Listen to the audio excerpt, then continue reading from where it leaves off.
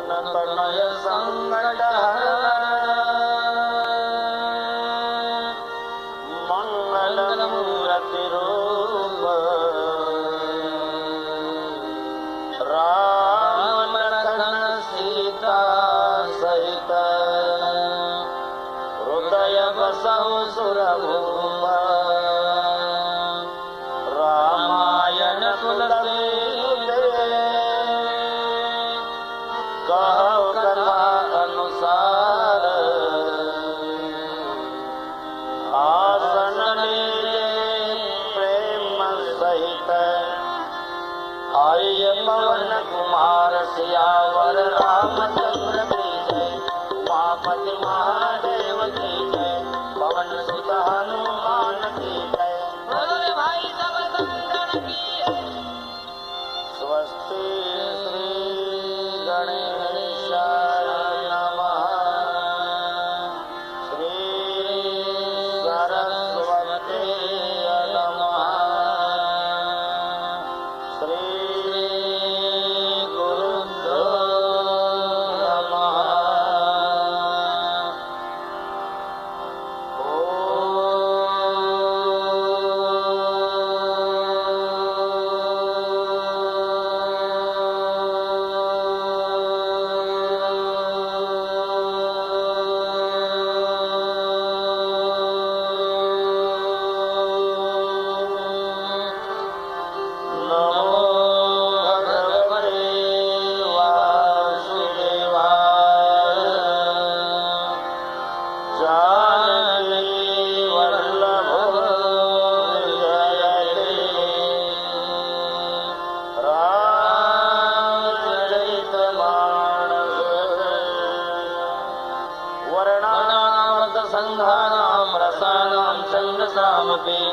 मंगलांच करतारो वंदे वाणी विनायक भवानी शंकर वंदे श्रद्धा विश्वास रूपिणो याभ्यामिनाथ पश्यन्ति सिद्धं शान्तस्तमेश्वरं वंदे बोधमयं नित्यं गुरुं शंकर रूपिणं यमाश्रितो हि वक्रोऽपि चन्द्र सर्वत्र वन्दते सीताराम गुणग्राम पुण्यारण्य विहारिणो वंदे विशुद्ध विज्ञानो कविवर कवीश्वरो उद्भवस्थिति संहार कारिणी विघ्नेशहारिणी सर्वश्रेयसरि सीतां नतोऽहं रामवल्लभां यन्माया वशवर्ति विश्वमखिलं ब्रह्मादिदेवासुरा यत्सर्वादमुषैव भाति सकलं रज्जो यथा यर्भ्रमः यत्पादप्लवमे तमेवै भवान् बोधयति दिशावताम् वन्देऽहं तव शेषकारक परं रामाख्यमीशं हरिं नानापुराण निगमागम सम्मतं यत् रामायणे निकटितं क्वचितं गतोऽपि स्वान्त सुखाय तुलसी रघुनाथ गाथा पाषाणिबन्धमति मण्डलमातनोते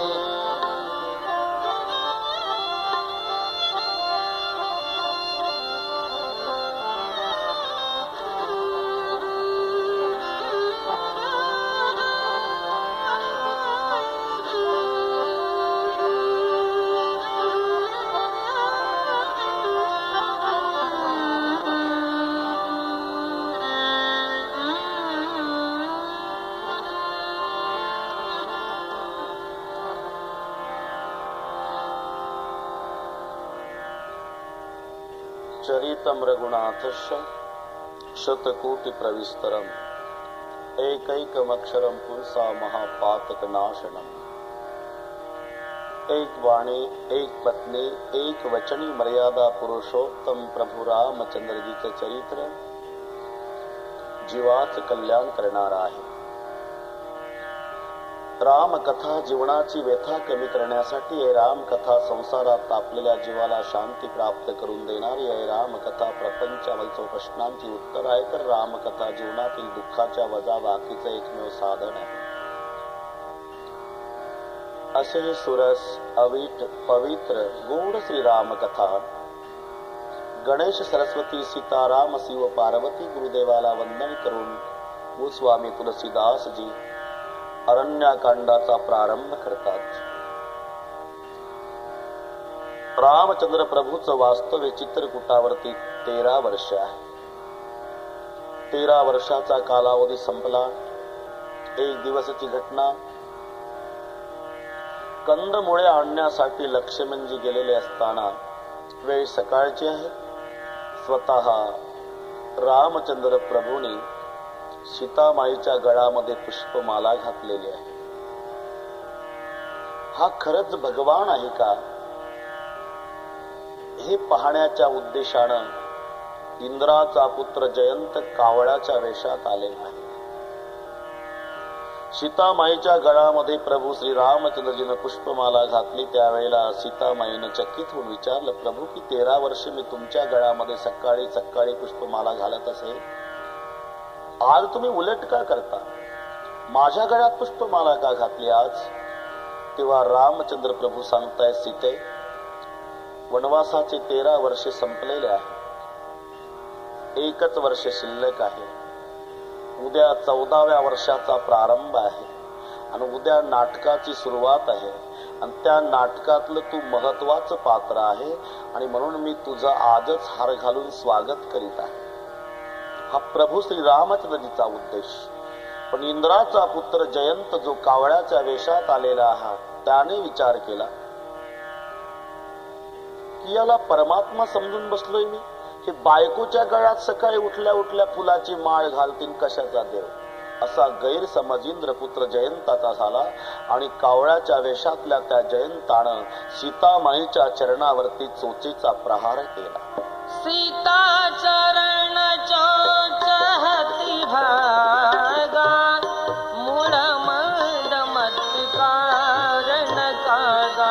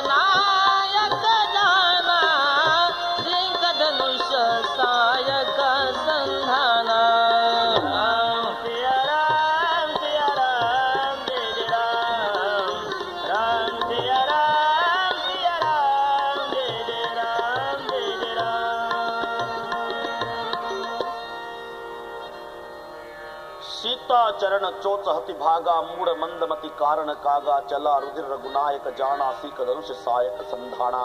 सीतामाईच्या चरणावरती जेव्हा त्या जयंतानं कावळ्याच्या वेशात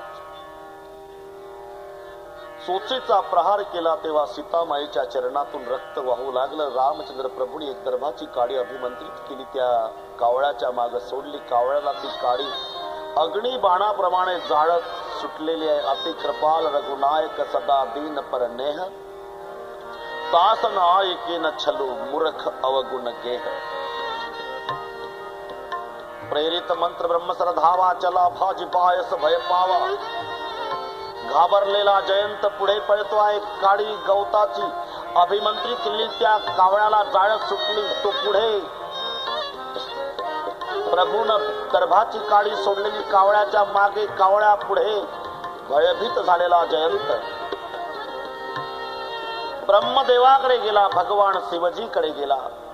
ब्रह्मधाम शिवपुर सब लोका, फिरा श्रमित व्याकुल भय शोका. काहू बैठन कहा न होई, राखी सो सकई राम कर द्रोही. आपल्या बापाकडे इंद्राकडे गेला आणि जयंताने आपल्या पित्याला सांगितलं, बाबा मी तुमचा पुत्र जयंत आहे. परमात्म्याच्या बाबतीत गैरसमज झाल्यामुळे मी सीतामाईच्या चरणावर चोचेचा प्रहार केला. प्रभूने दर्भाची काडी अभिमंत्रित करून माझ्या मागे सोडलेली आहे, जाळत सुटली, मला वाचवा. इंद्रानं आतून दार लावून घेतलं आणि सांगितलं, भाग जाओ यहां से. मी तुमचा मुलगा आहे बाबा, हा मी तुझा बाप आहे जयंता, तरी तुझ्या प्रकरणात लक्ष घातलं तर माझी खुर्ची जाण्याची दाट शक्यता आहे.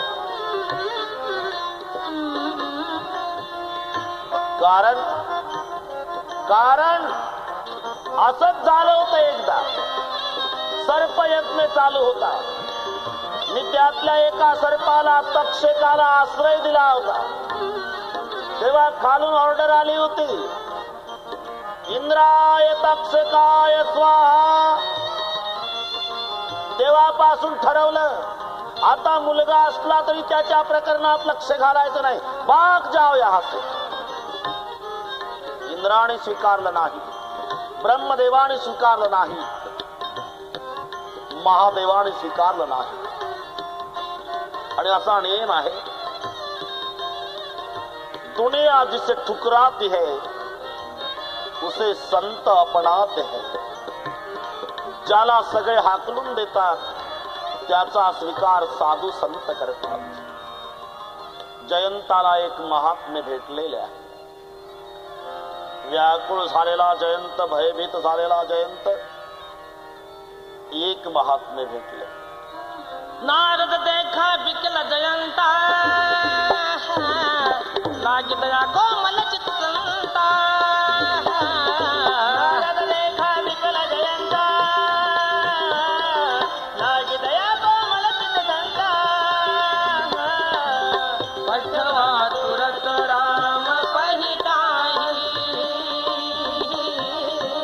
कैसे पुकारी प्रणत हित पाई.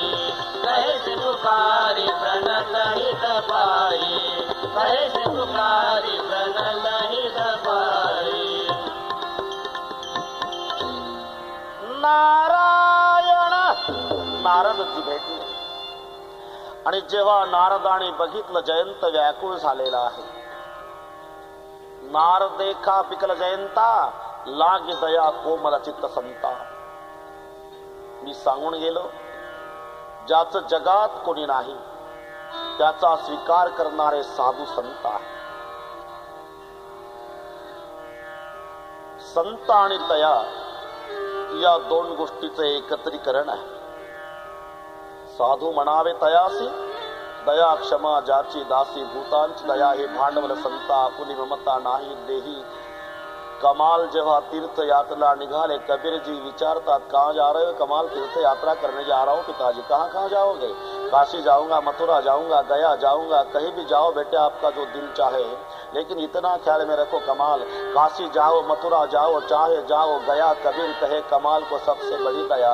दया धर्म का मूल, पाप मूल अभिमान तुझ दया न छान लिए. जब लग घट में प्राण, लागी दया कोमल चित्त संता. नारद देखा बिकल जयंता, व्याकुळ झालेला बिकल जयंता. नारद देखा, नारदजीनं व्याकुळ झालेला जयंत बघितला आणि नारदाचं अंतःकरण द्रवलं. बस त्याचा स्वीकार करणारे साधू संत आहे, ज्याचं जगात कोणी नाही. एकदा 20-22 वर्ष वयाची सुंदर मुलगी, एकुलती एक, गडगंज श्रीमंती, कुळाला एकमेव वारस. तिच्या डोक्यामध्ये जखम झाली, जखम चिघळली, दुर्गंधी सुटलेली आहे. अख्खं गाव त्रस्त झालं. ज्या मायबापाने अंगा खांद्यावर तिला खेळवलं होतं, ती सुंदर देखणी मुलगी, तिच्या डोक्यामध्ये जखम, त्याच्यात किडे पडले, दुर्गंधी सहन होईना. गावकऱ्यांनी सांगितलं त्या श्रीमंतांना, हे पहा, तुम्हाला गावात राहायचं असेल तर आम्हाला कृपा करून गाव सोडायला सांगा, नाहीतर तुम्ही तरी जा गाव सोडून. अहो, दुर्गंधी सहन होत नाही. शेवटी मायबापानी तिथून 2 किलोमीटरवर त्यांचं शेत होतं, त्या शेतामध्ये त्या मुलीसाठी झोपडी बांधून दिली, ज्या मुलीला प्राणाच्या पलीकडे सांभाळलं होतं. दुर्गंधी सहन होईना, त्या झोपडीमध्ये मुलीला ठेवलं आणि दररोज मायबाप बांधावर तांब्यामध्ये पाणी आणि भाकरी नेऊन द्यायचे आणि लांबून सांगायचे, इथे पाणी भाकरी ठेवली पुरी, आणि पुन्हा वापस यायचे. वारा आला तरी दुर्गंधी येत होती. गावकऱ्यांना दुर्गंधी सहन होत नव्हती. त्या मुलीचा प्राण जात नव्हता आणि तिला सोसत नव्हतं, पण इलाज नाही. एकटी आहे, ज्या मायबापाने प्राणाच्या पलीकडे सांभाळलं, ती 22 वर्षे वयाची सुंदर देखणी मुलगी झोपडीत डोक्यात किडे झाल्यामुळे, दुर्गंधी सुटल्यामुळे कुणीतरी काही दिवसांनी एक वैद्य आला आणि त्या वैद्याने कळाल्यानंतर वैद्याने सांगितलं एकच उपाय आहे, जगातलं कोणतंच औषध या मुलीला लागू पडत नाही, पण एक उपाय आहे, जर कुत्र्याने तिची जखम चाटली तर कुत्र्याच्या लाळेमध्ये ते किडे मरण्याची क्षमता, एवढा एकमेव उपाय आहे. वैद्याने सांगितलं. गावकऱ्यांनी मदत करायचं ठरवलं आणि गावकरी आणि मायबाप या सर्वांनी मिळून गावातले सर्व कुत्रे जिथे झोपडीत ती मुलगी राहत होती त्या शेताकडे हाकून लावले गावातले कुत्रे. पण कुत्रे शेताच्या बांधापासून दुर्गंधी सहन न झाल्यानं गावात वापस आले. जरा विचार करा, गावकऱ्यांनी टाकून दिलं, मायबापांनी टाकून दिलं, नवे कुत्रेही जिला स्वीकारत नाही, कुत्रे सुद्धा. 4-8 दिवसांनी एक भगव्या वेशाचे महात्मा त्या गावात आले. फटिंग महात्मा, काही संबंध नसलेले कुणाशी, मारुतीच्या मंदिरामध्ये थांबलेले आहेत. रुद्राक्षाच्या माळा, पायात खडाऊ, हातात कमंडलू, जटा दाढी वाढलेली, भस्म लावलेलं, वाघाचं कातडं बगलेमध्ये, आणि मग मारुती रायाच्या मंदिरामध्ये कातडं टाकलं खाली, त्या आसनावरती बसले, कमंडलू पुढे ठेवला, रुद्राक्षाची माळ. संध्याकाळची वेळ, काही ग्रामस्थ भाविक दर्शनाला येत होते हनुमंत रायाच्या, आणि दर्शन करून महात्म्याचे दर्शन करायचे. एका सज्जनाने विचारलं, कहाँ रहते हो महात्मा जी? बोले साधु को कोई गांव होता है क्या? हिमालय की गुहा में तपस्या करता हूँ, भटकते भटकते यहाँ आ गया. तो आप भोजन करोगे महाराज? हाँ लाओगे तो करूंगा भाई, किसी के घर नहीं जाता, मैं यहाँ ला कर देता हूँ महाराज. ठीक है. मग त्याने जेवण आणून दिलं. साधू महाराजांनी जेवण केलं. तोपर्यंत 50-50 लोक गावातली गोळा झाली आणि साधू महाराजांनी सांगितलं एक सत्संग करेंगे आधा घंटा, आणि मग अर्धा तास प्रवचन केलं. आणि प्रवचन झाल्यानंतर संतांनी सांगितलं, त्या महात्म्याने सांगितलं, जाओ भाई आप किसान लोग है, रात दिन काम करते हो खेत में, जाओ शयन करो, जाओ. जेव्हा रात्री 9 वाजता सगळी गावकरी मंडळी मंदिरातून उठली, घरी जायला निघाली, इतक्यात वारा आला. वारा आणि वाऱ्याच्या द्वारा दुर्गंधी आली. तेव्हा महात्म्याने ग्रामस्थांना विचारलं, रुको भाई. क्या महाराज, ये बदबू कहां से आ रही है?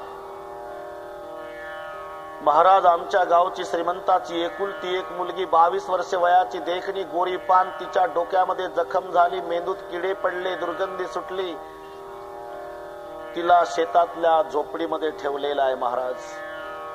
ती दुर्गंधी है, वो अकेली रहती है. हाँ महाराज, उनके पास कोई नहीं. तो आप लोगों ने कुछ उपाय किया है? एका वैद्यानं सांगितलं होतं महाराज की कुत्र्याने जखम चाटली तर तिच्या डोक्यातले किडे मरतील. तो आप लोगों ने क्या किया? सगळ्या गावातले कुत्रे आम्ही त्या शेताकडे हाकून लावले महाराज. फिर क्या हुआ? कुत्रे दुर्गंधी सहन न झाल्यानं बांधापासून वापस आले महाराज. काही संबंध नसलेले त्या महात्म्याचे डोळे डबडबले, आणि त्या डबडबल्या डोळ्याने महात्म्याने ग्रामस्थांना सांगितलं, जाओ जाओ अपने अपने निवास जाओ. महात्मा रात्रभर जागा, काही संबंध नसलेला, हनुमानजीच्या मंदिरात बसलेला, आणि त्या महात्म्यानं हनुमंताला हात जोडून प्रार्थना केली रात्रभर. हनुमान जी बाबा, कुछ संबंध नहीं मेरा, कुछ भी संबंध नहीं, भटकते भटकते इस गांव में आया हूं. अभी अभी सुना है कि इस गांव की बेटी दुखी है, और मैं इसलिए प्रार्थना करता हूं बाबा कि मैंने इस गांव की रोटी खाई. आज रोटी खाई है बाबा, और बेटी दुखी है, कुछ करो. रात्रभर साधू रडला. आणि पहाटे महात्मा उठले. जिकडनं दुर्गंधी येत होती त्या शेताकडे गेले. त्या झोपडीच्या पुढे उभे राहिले. इकडे सूर्योदय झाला. त्या मुलीनं बघितलं, 1 महिन्यामध्ये पहिल्यांदा हा पुरुष होता जो त्या मुलीच्या झोपडीत आला होता. ती मुलगी बाहेर आली, महात्म्याला नमस्कार केला, रडू लागली. बोले, आप कोई भगवान तो नहीं है? नहीं बेटे, तो मुझे कुत्ते भी नहीं संभालते, कुत्ते भी नहीं स्वीकारते, माँ बाप भी नहीं स्वीकारते, आप है कौन? माझा प्राणही जात नाही महाराज, न दुःखही सहन होत नाही. मी माझ्या मायबापाची एकुलती एक कन्या, ज्यांनी मला प्राणाच्या पलीकडे सांभाळलं. 1 महिना झाला महाराज, मला बांधावर पाण्याचा तांब्या आणि भाकरी आणून देतात माझे मायबाप. कुत्र सुद्धा जवळ येत नाही महाराज. म्हणून मी तुम्हाला विचारते महाराज, आपण परमात्मा तर नाही? नहीं बेटे, मैं भगवान नहीं. तो आप कौन है बाबा? दुनिया मुझे साधू कहती है बेटी, साधू. बाहेर आओ बेटे. त्या मुलीला बाहेर बोलवलं, खाली बसवलं. असं सांगतात तो महात्मा मागचे गुडघे माग टेकवले, पुढचे तळहात पुढे टेकवले, कुत्र्यासारखा 4 पायावर झाला आणि आपल्या तोंडातून जीभ बाहेर काढली आणि त्या मुलीची अख्खी जखम चाटून काढली. मुलगी रडू लागली. ये क्या करते हो महाराज? बोले बेटी, दुनिया में जिसको कुत्ता भी नहीं स्वीकारते ना, उसलिए हम साधु लोग कुत्ता भी बन जाते बेटे. बस इतना ख्याल में रखो. दुनिया जिसे ठुकराती है उसे केवल संत अपनाते. आज ब्रह्मदेवाने स्वीकारलं नाही, महादेवाने स्वीकारलं नाही, स्वतःच्या बापाने इंद्राने ज्या जयंताला स्वीकारलं नाही, त्या जयंताचा स्वीकार संत नारदाने केला. नारद देखा बिकल जयंता, लागे दया कोमल चित्त संता. द्रवल नारदजीचं अंतकरण आणि सांगितलं, जयंता तुझी एक चूक झाली बाबा. तू अपमान भगवंताचा केला आणि माफी मागायला तू तुझ्या बापाकडे गेला. काय करू महाराज? ज्याचा अपराध केला त्या परमात्म्याला माफी माग, कल्याण होईल तुझं. नारदाने सांगितल्यानंतर आणि मग तो जयंत प्रभूजीकडे आलेला आहे. निजकृत कर्म जनित फल पायहु, अव प्रभु पाहि शरण तकी आयहु. सुनी कृपाल अति आरत बाणी, एक नयन करी तजा भवानी. त्याला एका डोळ्याचा केला, एकाक्षी केला, म्हणजे भेद दृष्टीचा नाश केला.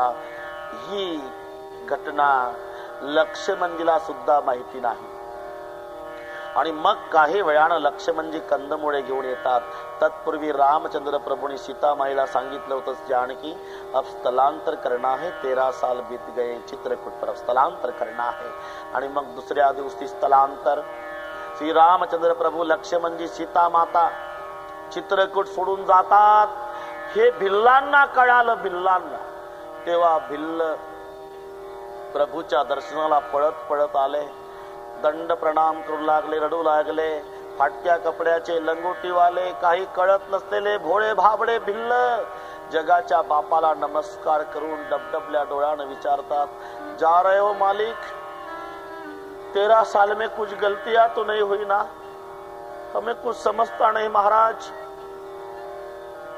80 हजार साल लोहे का आटा खाकर ध्यान करने वाले के ध्यान में नहीं आने वाले आप दुनिया के मालिक. शाम सुबह 2 समय दर्शन मिलता था हर दिन. अब कब दर्शन होगा भगवान? रो रहे सब, भिल्ल रो रहे. तो भगवान के भी आंखों में आंसू आ गए. बोले भाई, 13 साल आप लोगों ने बहुत सेवा की है, बहुत प्यार दिया है, मैं आपका ऋणी रहूंगा. लेकिन ये वचन देता हूँ, 14वें साल के अंतिम दिन आपको दर्शन दिए बिगर अयोध्या नहीं जाऊंगा. बस भगवंत निघाले, सोबत सीता माता, लक्ष्मणजी.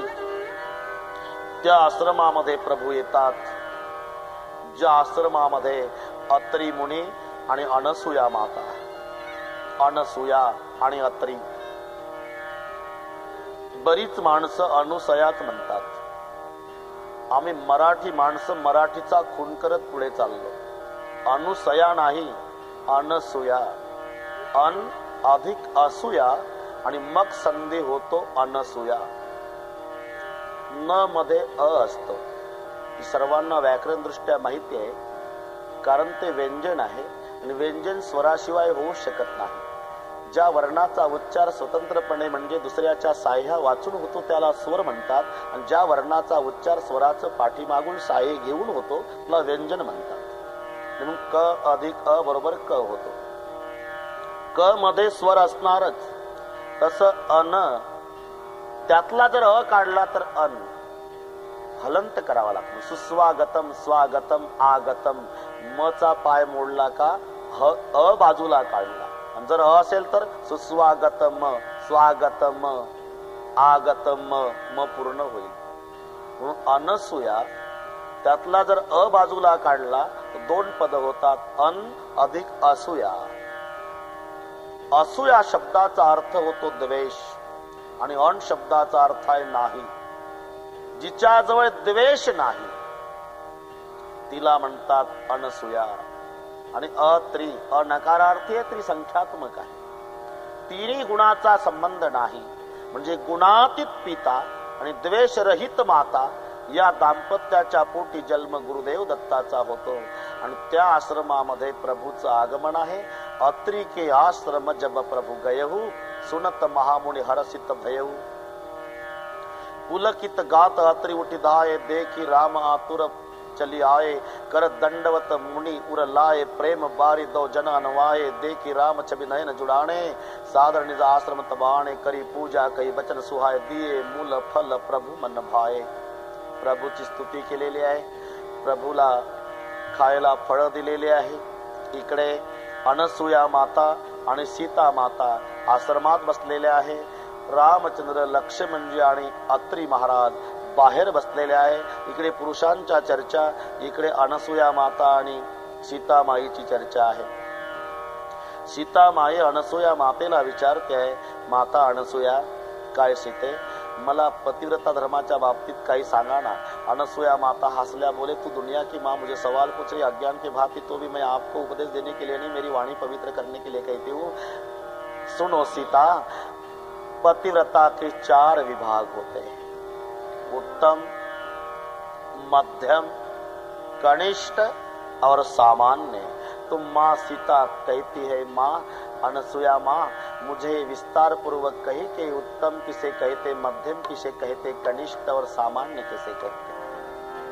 उत्तम के असब समन माही सपन हुआन पुरुष जगनाही. उत्तम के असब समन माही सपन हुआन पुरुष जगनाही. मध्यम पर पति देखई कैसे, मध्यम पर पति देखई कैसे. भ्राता पिता पुत्र निज जैसे, भ्राता पिता पुत्र निज जैसे. धर्म विचारी समुझी कुल रहाई, धर्म विचारी समुझी कुल रहाई.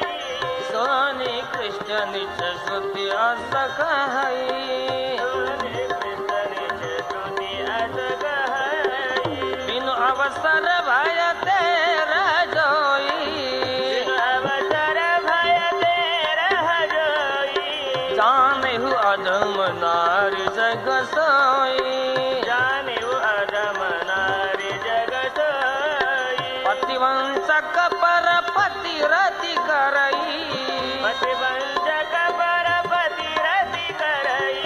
रहो रहो नरक कल्प सत परई, रहो रहो नरक कल्प सत परई. जन सुख लागी जन्म, रहो रहो नरक कल्प सत परई, रहो रहो नरक कल्प सत परई.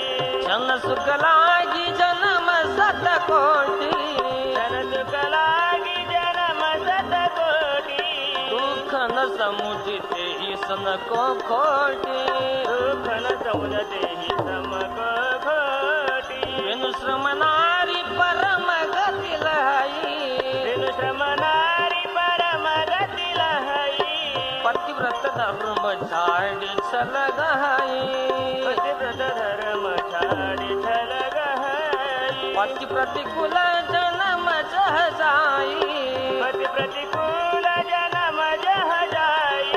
विधवा होई पाई तरुणाई, विधवा होई पाई तरुणाई. उत्तम के असब समन माही, उत्तम के असब समन माही. सब सपने हु आन पुरुष जग नाही, सपने हो आन पुरुष जग नाही, सपने हु आन पुरुष जग नाही, सपने हो आन पुरुष जग नाही.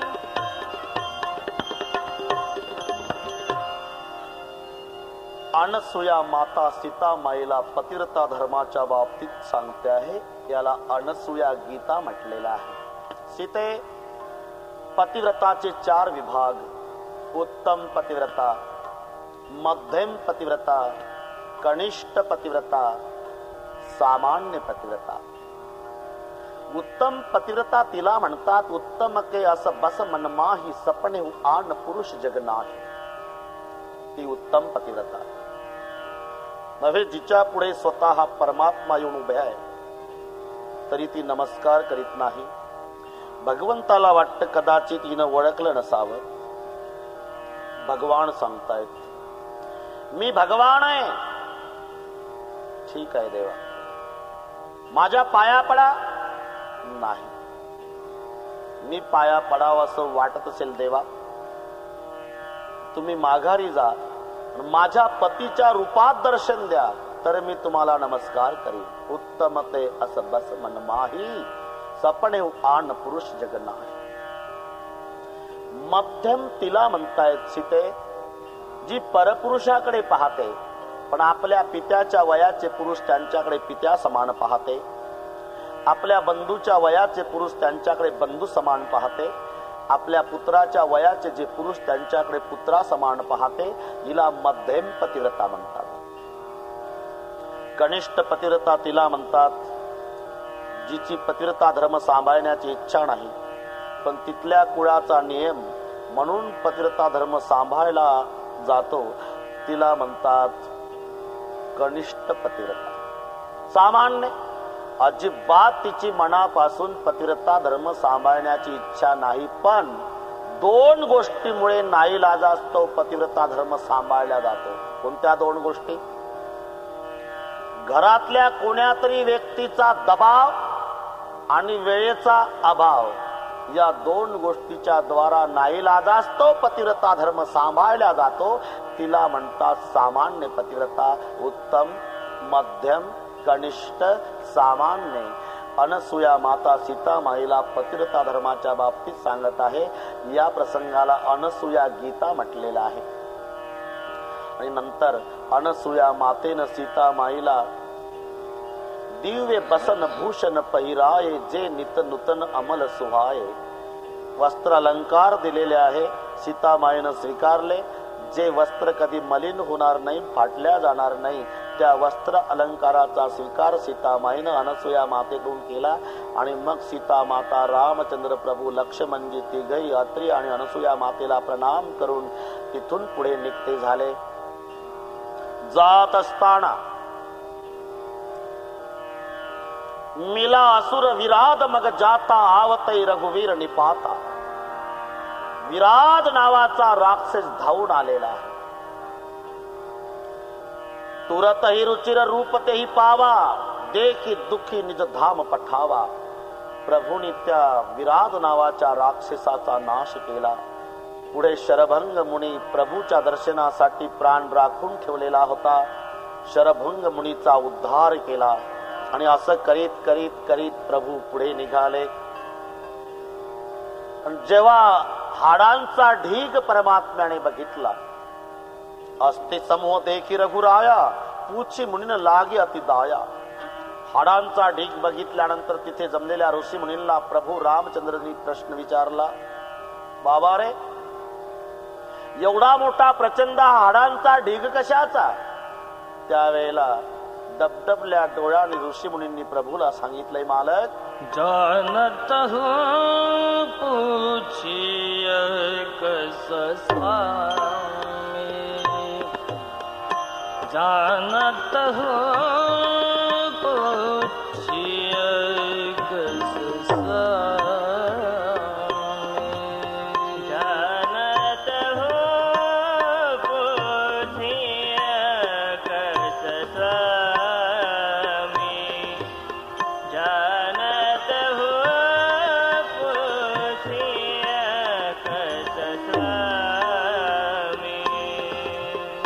सबदरसी तुम अंतरज में, सबदरसी तुम अंतरज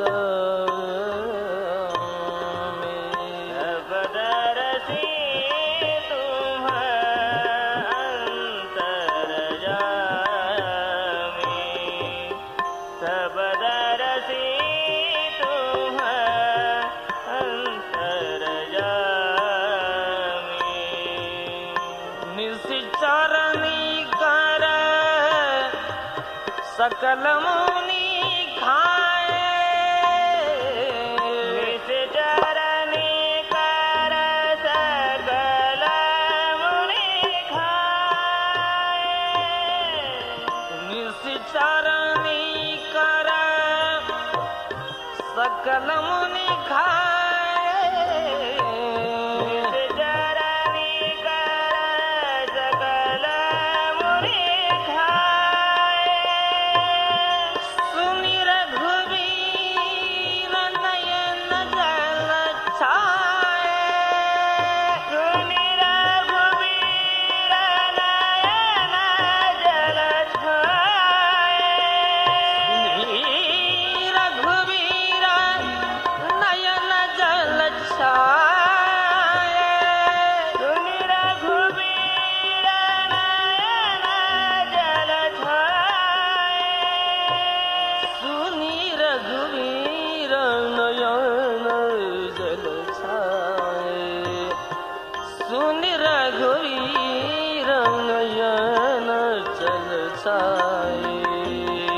जानत हो पूछिए कस साई, सबदरसी तुम अंतरज में, जानत हो पूछिए कस साई।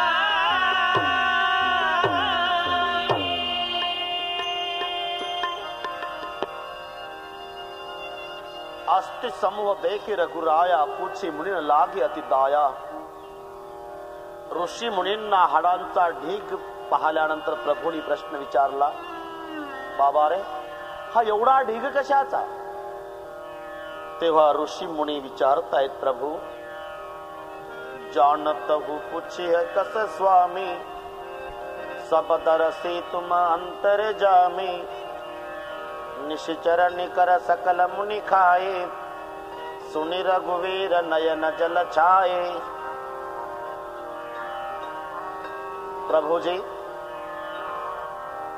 तुम्हाला सगळे माहिती आहे. जानत हो पूछिए कस स्वामी, सबदरसी तुम अंतर जामी. तो भी आप सवाल पूछ रहे हो मालिक. निशिचर निकर सकल मुनी खाए. आतापर्यंत जेवढे ऋषी खाल्लेत राक्षसांनी त्यांची हाडं आहे मालक. सुणी रघुवीर नयन जल छाय. हे ऐकल्यावर प्रभू रामचंद्रजीचे डोळे डबडबले आणि प्रभूंनी दोन्ही हात उंच करून प्रतिज्ञा केली, निशिचर हीन करौ मही, भुज उठाई प्रणकीन. ये काही राक्षस पृथ्वी तलावर ठेवणार नाही. आणि प्रतिज्ञा करून प्रभू पुढे निघाले. सकल मुनीन के आश्रमणी जाय जाय सुख दीन. पुढे जात असताना एक महात्मे दर्शन घेतात आणि दर्शन घेतल्यानंतर विनवणी करतायत, प्रभू माझ्या गुरुदेवाच्या आश्रमात चला. ज्याने दर्शन घेतलं त्यांचं नाव सुतेक्ष्णजी आहे. सुतेक्ष्णा तुला दर्शन झालंय ना? हो प्रभू. मग तुझ्या गुरुच्या आश्रमात चला म्हणून का आग्रह करतो? गरज असेल तर तुझ्या गुरुला माझ्याकडे आल. नाही तुम्ही चला प्रभू. अरे असं का? नाही प्रभू तुम्ही चला गुरुदेवाकडे. अरे तुझ्या गुरुदेवाला माझ्याकडे आण. नाही तुम्ही चला प्रभू. अरे पण असं उलट का? याच्या मागे एक कारण आहे प्रभू. काय कारण? मी अगस्ती महाराजांचा शिष्य आहे, अगस्ती महाराज माझे गुरु आहे, मग मला का नेतो गुरुकडे? गुरुला आण माझ्याकडे. नाही, तुम्ही चला प्रभू. कारण त्याच्या मागे कारण आहे, सांगशील की नाही? आम्ही बरेचसे विद्यार्थी अगस्ती महाराजांच्याकडे शिकायला होतो. विद्या परिपूर्ण शिकल्यानंतर निरोप समारंभाच्या दिवशी श्रीमंताची मुलं गुरुदेवाला काही ना काही देत होते, पण मी गरीबाचा मुलगा निरोप समारंभाच्या दिवशी गुरुच्या ऋणातून उत्तीर्ण होण्याकरता काही देता येत नाही, म्हणून आश्रमातल्या एका कोपऱ्यात बसून रडत होतो.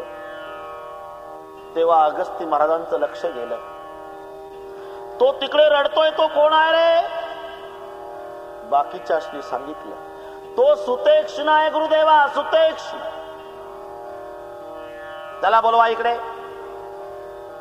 मला गुरु महाराजांनी जवळ बोलवलं. प्रभू जवळ घेतलं, माझे अश्रू पुसले, फाटेवून हात फिरवला.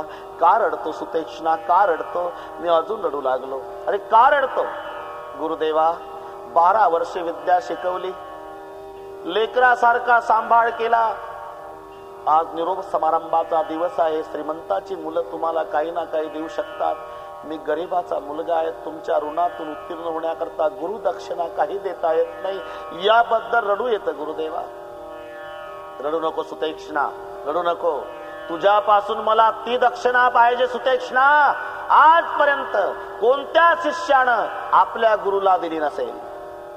तेव्हापासून मी विचार करतोय प्रभू, की अशी कोणती गुरुदक्षिणा असेल की आजपर्यंत कोणत्या शिष्यानं आपल्या गुरुला दिली नाही. त्याचं उत्तर आज मिळालंय प्रभू,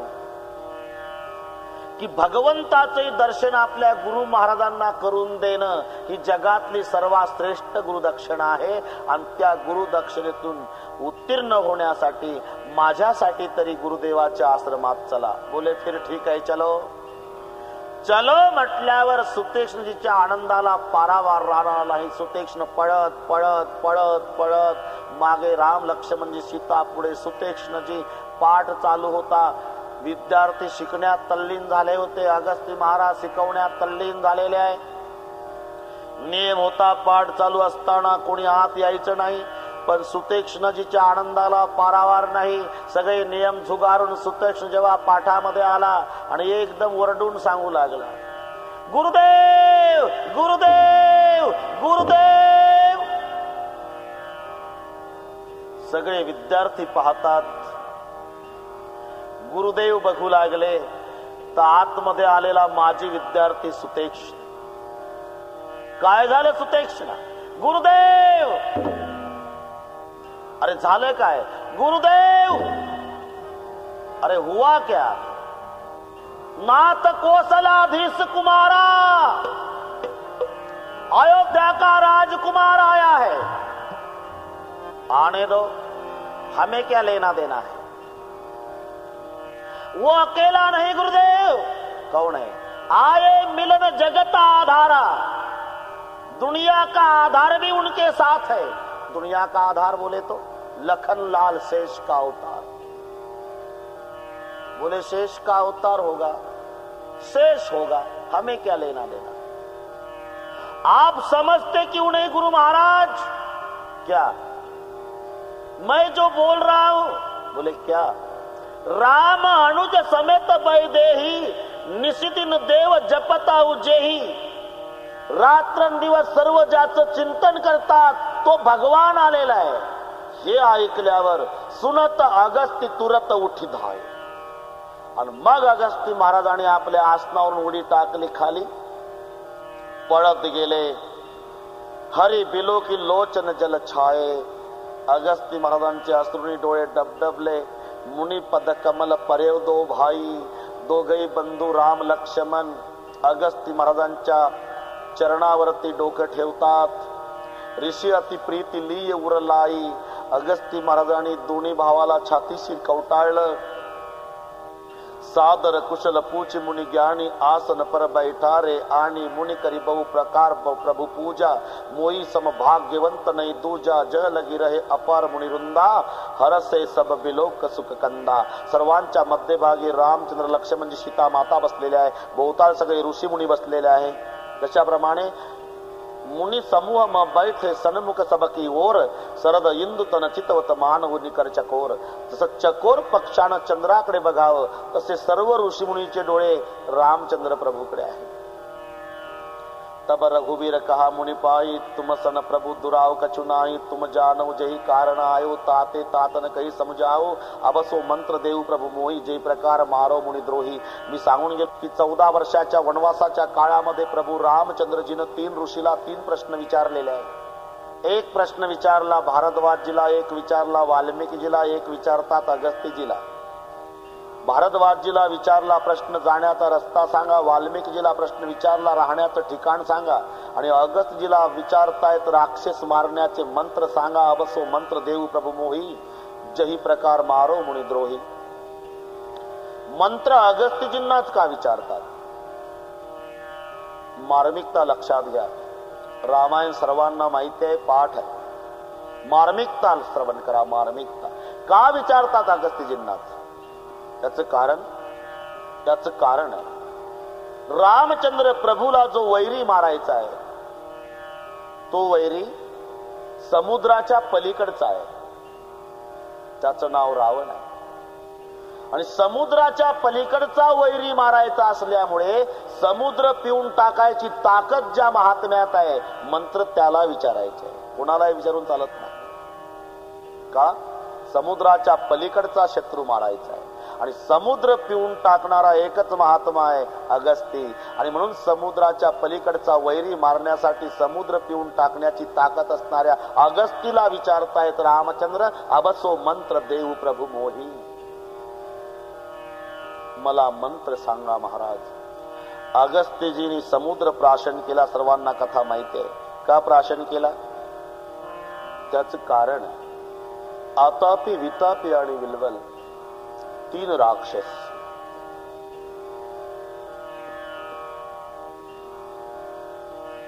आणि तिघेही माणसं मारायचा व्यवसाय करायचे. माणसं मारायचा उद्योग. माणसं पण हातात शस्त्र घेऊन नव्हे. एक त्यातला अन्नदाता व्हायचा, एक अन्न व्हायचा, एक पाणी व्हायचा. आणि अशा ठिकाणी आपलं अन्नक्षेत्र चालू करायचे की जिथे अन्न आणि पाणी मिळत नाही. आणि त्या ठिकाणी ही बोर्ड लावायचे, चातुर्मासानिमित्त विनामूल्य सेवा. आणि मग फुकट जेवणारे तुटून पडायचे. असंच एकदा अगस्ती महाराज त्या रस्त्यानं येत आहे. त्यातला एक राक्षस अन्नदाता झालेला, एक राक्षस अन्न झालेला, एक राक्षस पाणी झालेला. आणि अन्नदाता राक्षसाने अगस्ती महाराजांना विनंती केली, महाराज जेवण करा. साधूसी न कळे दुर्जनाची बुद्धी. अगस्तीजींना वाटलं कुठेतरी जेवण करायचंच आहे ना, ते करू. अगस्ती महाराज जेवायला बसले. अन्न एक राक्षस झालेला आहे तर पाणी एक राक्षस. अन्न पाण्याच्या रूपानं जेव्हा अगस्तीजींच्या पोटामध्ये दोन्ही राक्षस गेले, आणि दुसरं जेव्हा जेवायला व्यक्ती आला तेव्हा अन्नदाता असणाऱ्या राक्षसानं आपल्या दोन्ही राक्षसांना आवाज दिला, चला रे बाहेर या. बाहेर या म्हटल्यावर अन्न आणि पाण्याच्या रूपाने अगस्ती महाराजांच्या पोटात गेलेले दोन्ही राक्षस बाहेर निघण्याचा प्रयत्न करतात. तेव्हा अगस्तीजींच्या पोटामध्ये गडबड सुरू झाली. अगस्तीजींनी विचार केला की पोट का दुखायला लागलं.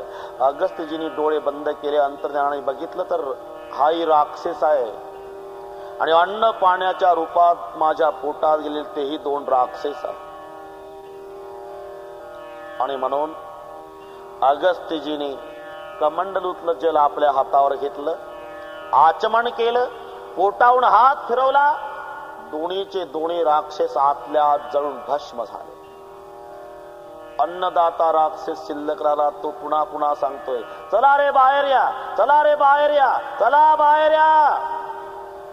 अगस्त्यजींना वाटलं हा सुद्धा समाजाला त्रास देईल, थांब तुलाही ठेवत नाही. आणि मग त्याच्या मागे अगस्ती महाराज धावतात. तो पुढे पळतो, मागे अगस्ती, तो पुढे, मागे अगस्ती, तो पुढे, पळता पळता पळता पळता त्याने समुद्र गाठला. समुद्राच्या काठापर्यंत आला. मागे वळून बघितलं, अगस्ती पळत येत होते. घाबरला, म्हणले आता अगस्ती महाराज मला मारणार. यानं समुद्रात उडी टाकली. तोपर्यंत अगस्तीजी समुद्राच्या काठाला येऊन पोहोचले. नुसती उडी टाकली नाही, त्या राक्षसानं पाण्याचं रूप धारण केलं. एवढा मोठा समुद्र आणि त्याच्यात उडी टाकली राक्षसानं, पुन्हा पाण्याचं रूप धारण केलं. तर याला शोधायचा कसा? अगस्तीजींचा क्रोध अनावर झालेला आहे आणि तो राक्षस मारण्यासाठी एका वंजळीत समुद्र प्राशन केला आणि पोटावून हात फिरवून राक्षस आतल्या जळल्या गेला. आतापे, वितापे आणि विल्वल या 3 राक्षसांचा नाश करण्यासाठी अन्न पाण्याच्या रूपात 2 राक्षस तिथे मारले आणि पाण्याचं रूप धारण केलेला एक राक्षस मारण्यासाठी समुद्र प्राशन केला. समुद्र प्राशन करण्याची क्षमता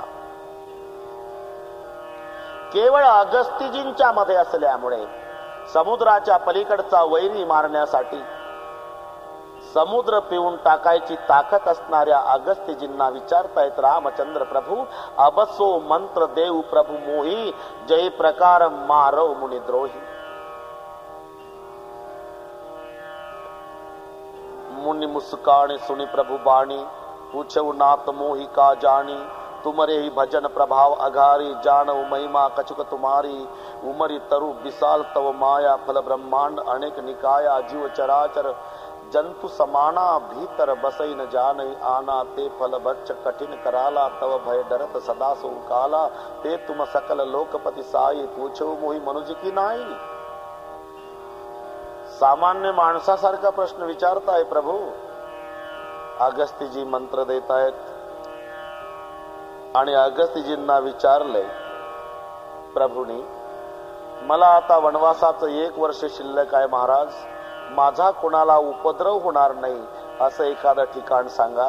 तेव्हा अगस्ती महाराज आपल्या महाराष्ट्रीयन लोकांच्या भाग्यानं महाराष्ट्रातलं ठिकाण सांगतायत. रामा, गोदावरी नदीत गोदावरी नदीत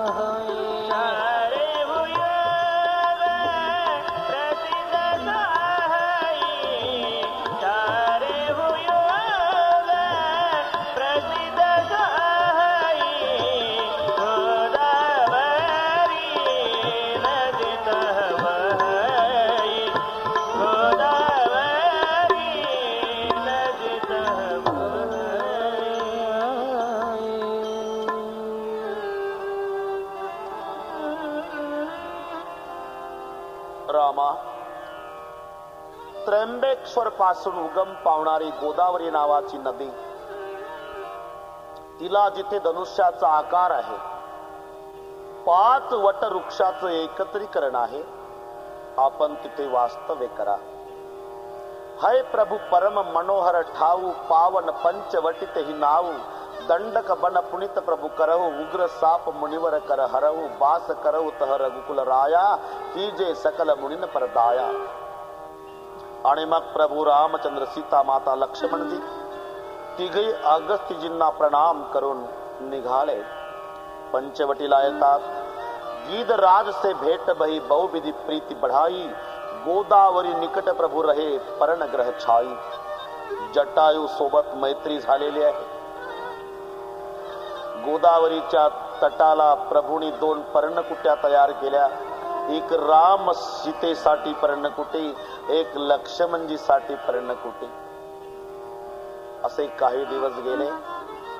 एक दिवस अति शांत वातावरण आहे. प्रभू अति प्रसन्न आहे आणि त्यावेळेला लक्ष्मणजी अति विनयानं प्रभूला प्रणाम करून विचारत आहे, भैया एक बार प्रभु सुख आसीना, लक्ष्मण बचन कहे छलईना, सुर नर मुनि सचराचर साई, मैं पूछो निज प्रभु की नाई, मोहि समझाओ कहु सोई देवा, सब तज करो चरण रज सेवा. मैं कुछ सवाल पूछना चाहता हूं भैया, पूछो लखन. वैसे तो मेरे 5 सवाल है. 5? हाँ भैया, तो पूछो. भैया माया किसे कहते हैं, ज्ञान का क्या मतलब होता है, वैराग्य की क्या परिभाषा होती है, जीव ईश्वर में कौन सा भेद होता है, और आपकी भक्ति कैसी पाई जाती है. लक्ष्मणजींनी रामचंद्रजीला हे 5 प्रश्न विचारलेले आहे. याला लक्ष्मण गीता म्हणतात.